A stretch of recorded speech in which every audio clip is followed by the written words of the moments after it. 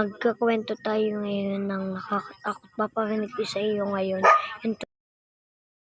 Guys, magsisimula ng kwento. Nung unang gabi, sa isang malayong lugar, may nagngangalang Ukiko. Hindi niya sinasadyang mabasag ang mahalagang plato. Pasensya po. Sana mapatawad niyo pa po ako. Hindi kita kayang patawarin. Pag nabasag isa, wala nang halaga ang lahat. Pinatay niya si Ukiko at nilagay niya sa isang balon.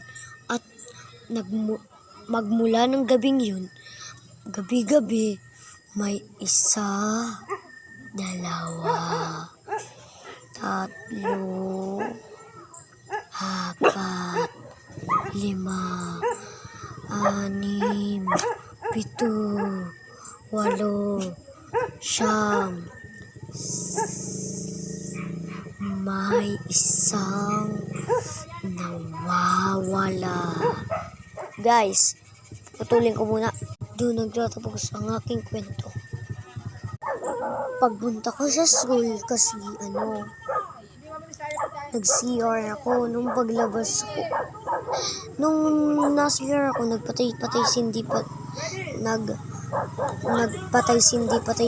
yung ilaw.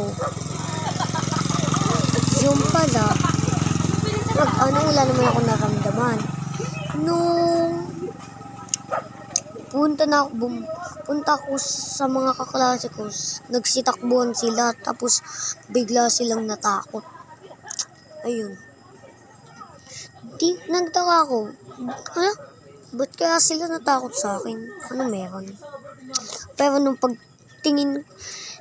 pagpunta ko nung school, nagtakbuhan ulit sila.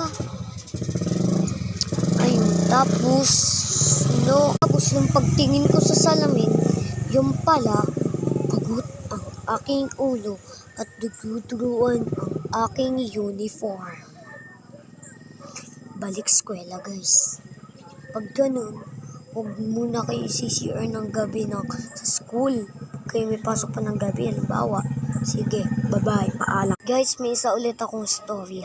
Kasi nung kami nagpunta sa department, nung nag-elevator ako, parang nagpatay-sindi na naman yung ilaw.